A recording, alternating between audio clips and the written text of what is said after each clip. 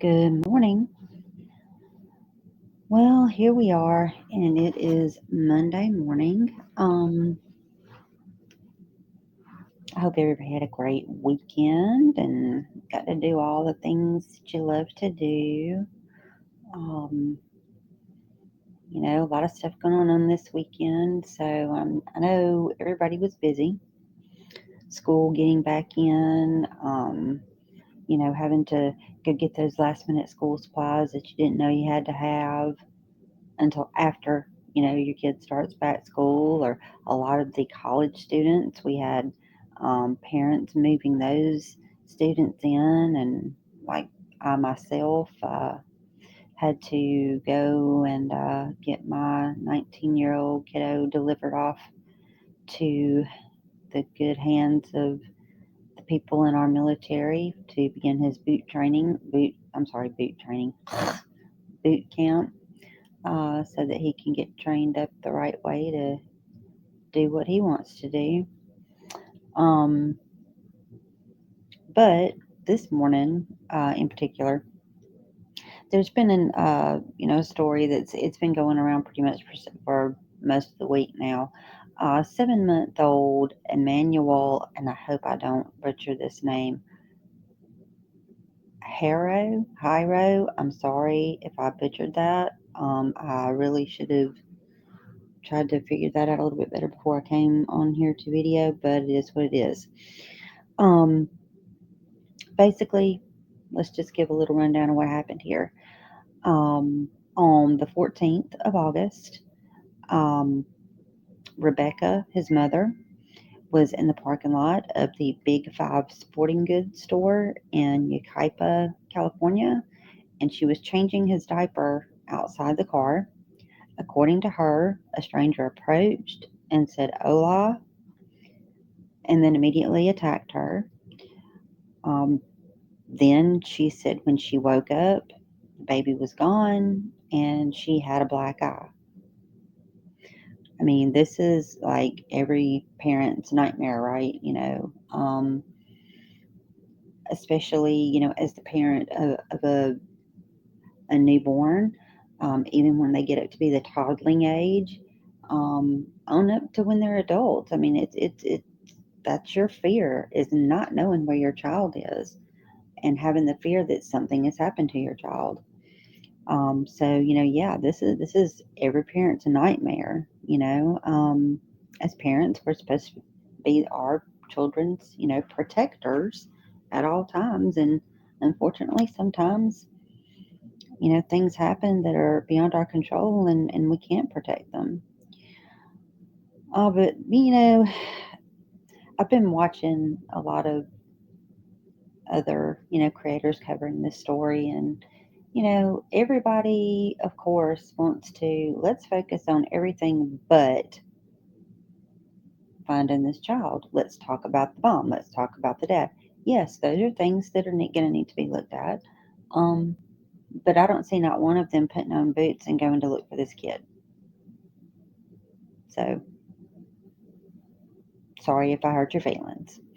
Um, but anyway, I mean, basically, this story is going to play out in one of two ways. Either number one, she's telling the truth, or number two, she's not telling the truth, and this was what we call in the you know psychology realm staged abduction filicide. Um, the vast majority of parents who report missing children are genuinely telling the truth and are genuinely experiencing, unimaginable trauma. But sometimes there are certain behaviors and patterns that, when we observe them, parallel to an abduction of an infant, it warrants further investigation. Um, so here's a few of the red flags, in this type of situation. The, the first one is going to be your witness elimination. She's claiming that she was knocked unconscious. Okay. Well, that automatically eliminates her as a witness. Now, on the flip side of that, if she is the one responsible, perpetrators often claim that they, were incapacitated in some way, unable to identify the child's, abductor or attacker. Um, Second, being, the vague attacker, her not being able to give any type of um, description of the attacker. The only thing that she can say about the attacker was that he approached and said, "Hola." Um, you know, we kind of refer to that as the phantom assailant. Physical evidence. Now, she does have a black eye, which is visible proof that an attack did happen.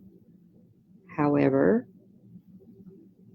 and lots of times, this is often observed as a self harm in these abduction scenarios. Um, and the biggest red flag at this point now is that she has stopped cooperating with the police. Um, you have to cooperate with the police. Now, I'll be the first to tell you and hear my words. Do not ever go into a police station, into an interrogation room without an attorney.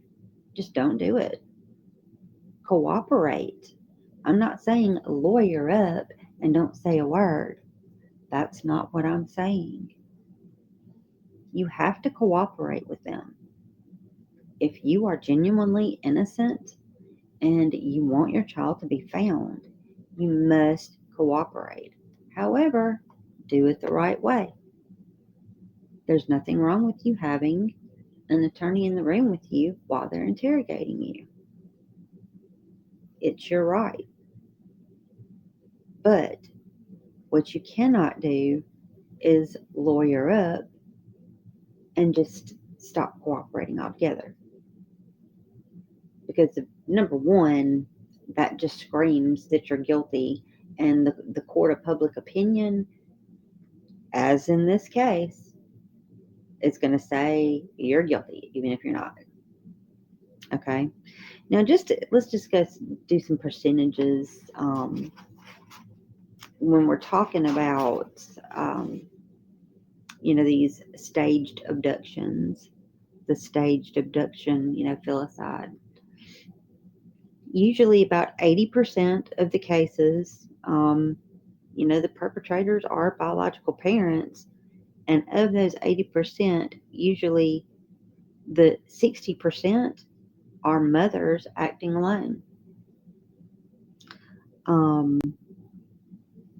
60% of them invent the violent intruder scenario. Like with this one, you have the attacker that walked up and said, "Hola," and then boom, knocked her out. Or the carjacking, like Susan Smith's, or, masked men, home invasions, like, Darlie Routhier. Um, you know, 60% they invent the violent intruder.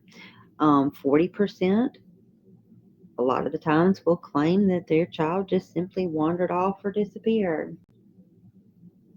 One of the most famous cases of that is little Dior Koontz.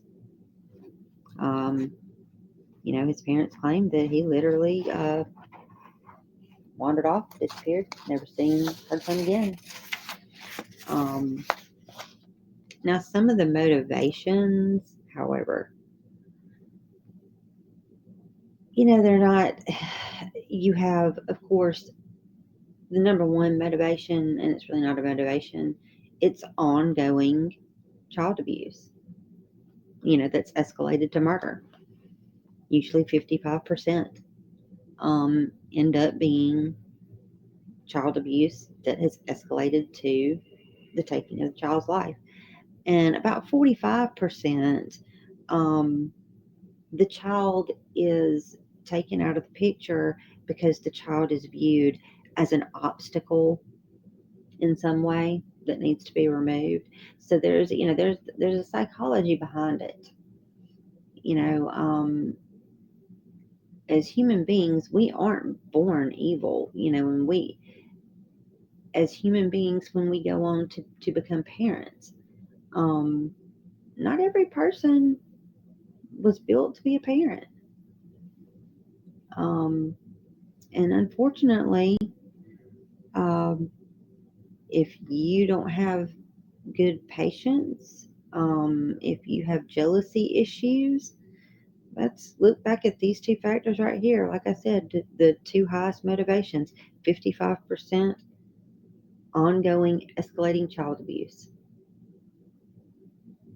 um, which normally in an infant that age is a lot of the time due to either generational abuse or that parent just not is lacking the tools to be a parent, patience, guidance, you know, not being jealous of the child, which is the second one.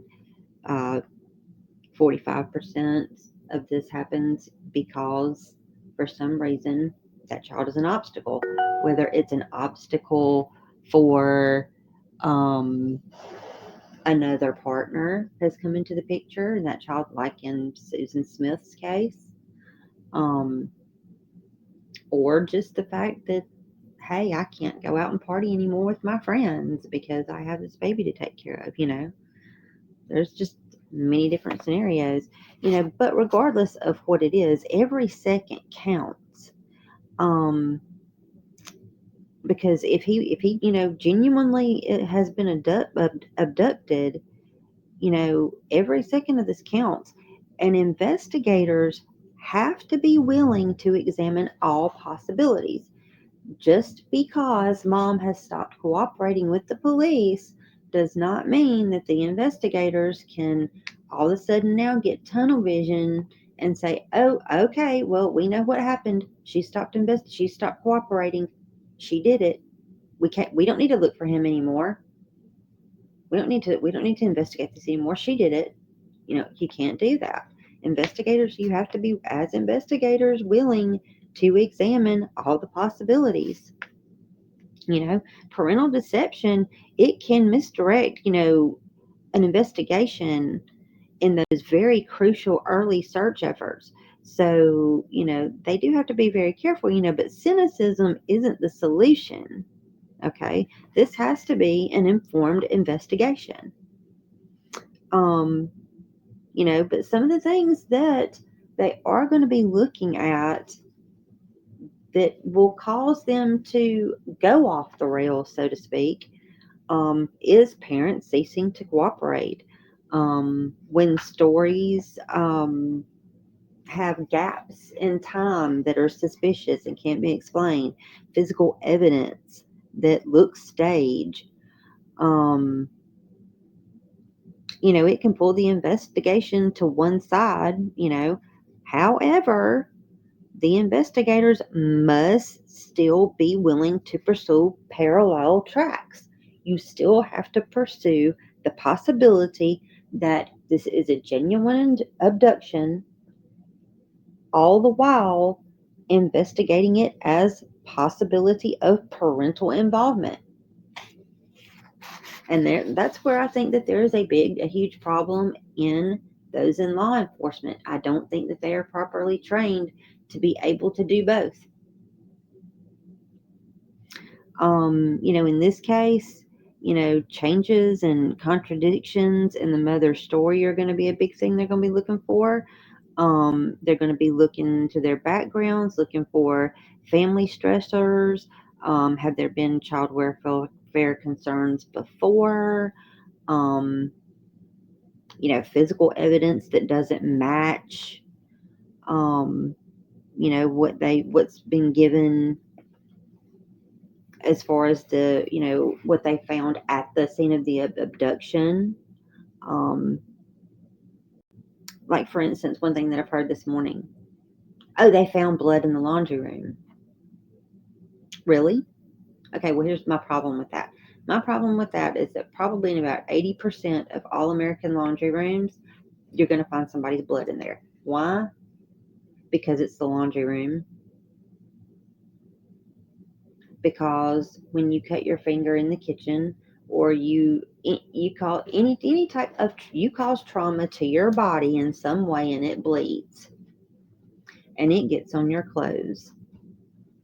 And what do you have to do to get that out of you? You have to go. A lot of people, one of the first things that they do is run to the laundry room. Now, a lot of people have sinks in their laundry room, some don't.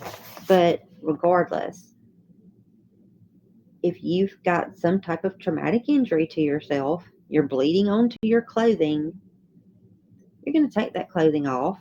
It's going to be in the laundry room. It's going to get thrown into your washing machine. So yeah, I'd say in about 80% of homes, there's blood in the laundry room. So for me, that's a so what? Who cares? I don't care if there's blood in her laundry room. I can guarantee you there's probably blood in my laundry room. Guarantee you. Because, I mean, I'm an active person. I have a family. We actually live lives. We don't sit around wrapped in bubble tape so that we don't hurt ourselves. And so when something happens, grab a towel, wrapped up a hand in a towel, stuck a towel on somebody's head with ice on it. Blood, though. Blood in the laundry room. Who cares? Who cares? I mean, if you're one of those people out there saying, oh my gosh, there's blood in her laundry room, then you need to, like, really you need to find something else to think about. Okay. Now, but here's something that they do need to look at. Apparently, there was like this football game that they claimed to have went to, and apparently, according to the parents, they took the baby with them. But so far, apparently, authorities have not been able to find anyone that can actually say with 100% certainty that they saw the baby at the football game.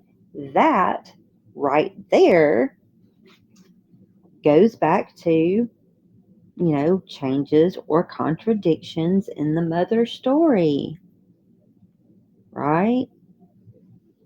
Okay, so, like I said, everybody wants to jump on, oh my gosh, there's blood in her laundry room. Yeah, well, this blood, I guarantee you that if you take a blue light in your laundry room too, you're going to find blood there too. So, is it you that took the baby? Hope not. But just because someone has blood in their laundry room, it means zero. However, the fact that part of their story is something about a football game and the baby going with them to the football game, but yet nobody that they talked to at the football game can 100% say that they saw the baby at the football game. Now, there's your clue. There's a contradiction. So, we'll see what happens with this one. I really hope that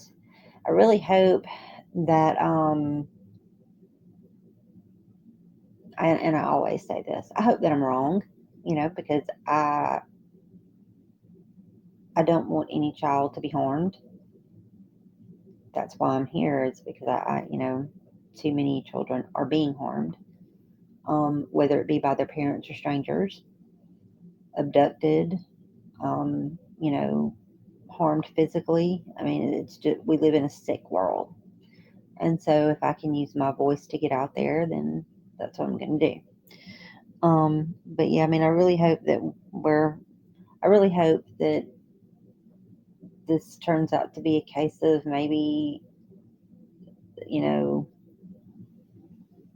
a mental health issue. Somebody maybe lost a child and saw a child to take. Who knows? It's not looking that way. I mean, when you start having contradictions and, Oh, the parents say they took the baby to the football game, but yet nobody that they talked to when they were there saw the baby. That's a big problem.